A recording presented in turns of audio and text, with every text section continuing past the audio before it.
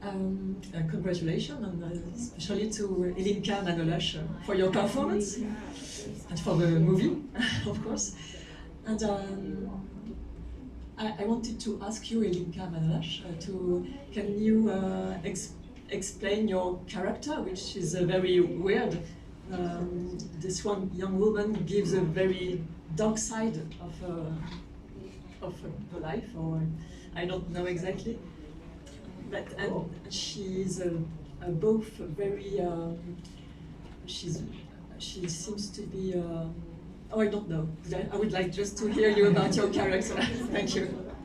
Yeah, I can relate with Angela because I think she's a woman who is struggling to survive in a capitalist society. So I sometimes feel it very hard to be able to do all the things you have to do to have an important place at your working place, in the society as well, in your life as well. So somehow I relate to her. And also I am, I created somehow this character Bobica 2 years before filming, I think. I don't know if I'm saying right.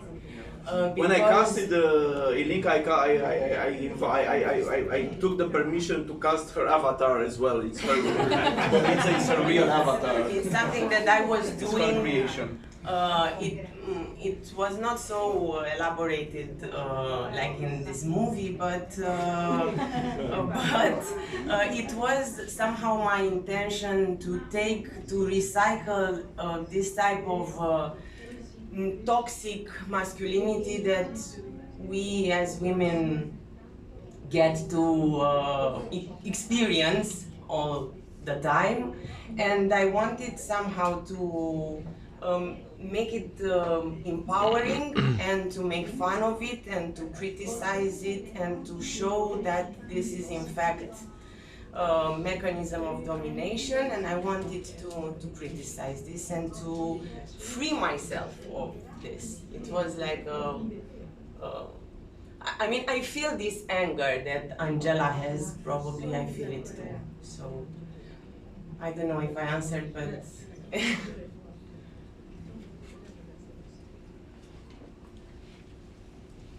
And she's an amazing driver. Absolutely, because she drove all the time. Yes, and I am. I don't think without her we could have made the film in such a short time, and without being killed. Because you couldn't see that the camera was on the right, and the DOP put some black cloth. So basically, she blindly drove part of the movie.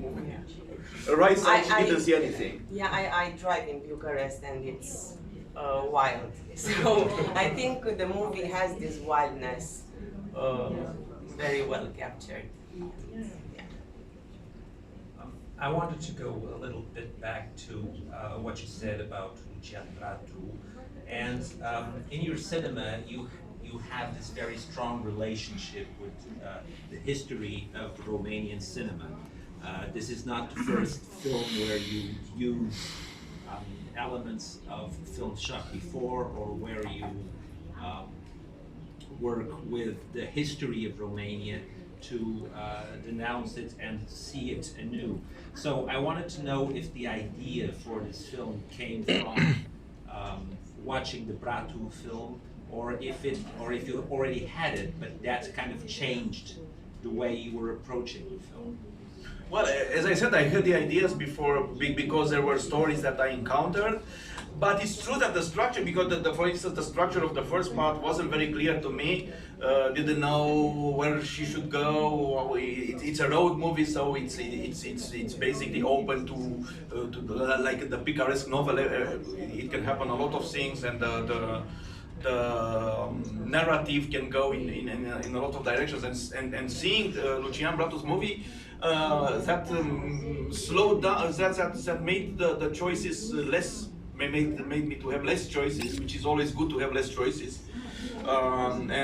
Because basically, but it's not that mechanically, I want her to have more or less the same locations, to drive more or less in the same locations where the old Angela was driving.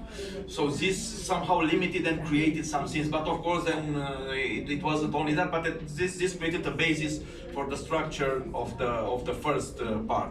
But what you said, that I have an interest in the history of Romanian cinema is true, but it's true because I have an interest in the history of cinema, and I think it's something that informs in a way my cinema, maybe not very visible, maybe it's because I'm not talented, so having a lack of talent you have to rely on other things, but more and more, for instance, for this film, I'm very well, because it's shot, the second part with Ovidiu and the first part with Ilinca, apart from one moment, it's only fixed shots.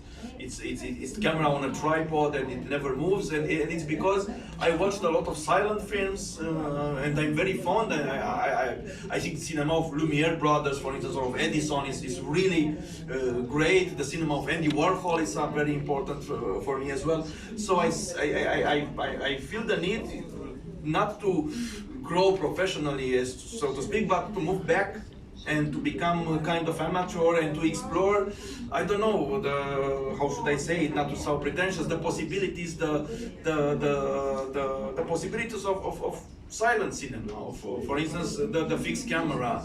And that felt liberating to make a film with fixed camera, so you don't have to think, how do we move it here, how do we make a pan or a tracking shot or a handheld camera. You just put it in a fixed position, and then it's easy to create the mise en scène in a way.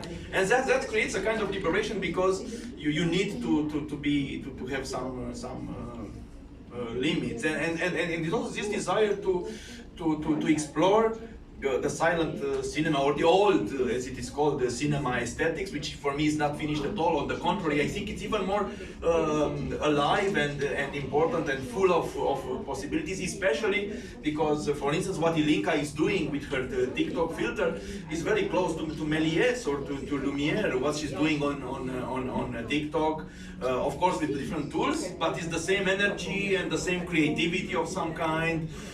So I really see the connection between this kind of new type of amateur cinema, but I use amateur with a good meaning of the word, and the silent cinema, or the cinema of the beginnings, or the cinema of the movements, like, I don't know, I don't want to trivialize it, because of course I'm white and I'm not coming from that area, but I'm really very fond of LA Rebellion cinema in the 60s from America, Haile Gerima films, for instance, or even African cinema. I just saw a few days ago a film which I didn't know about. You find it on YouTube in a very bad copy by Mustafa Al-Hassan. It's called Le Retour d'un guerrier, d'un aventurier, and it's like a 30 minutes African Western made with 16mm, and it's absolutely wonderful. And why it's wonderful is because it's mocking in a way the film of the Westerns, but it's such a freedom that appears there because of the limitations, and because of this kind of amateurishness. So I somehow struggle to become amateur. I mean, I struggled for many years to become professional. This was the mantra, I started to work as assistant director because you have to be professional, we need professionals. And I agree, I became a professional, maybe because I was very bad. I said, maybe if I do the way back and become an amateur again, it would be something. So I try to be more and more amateur.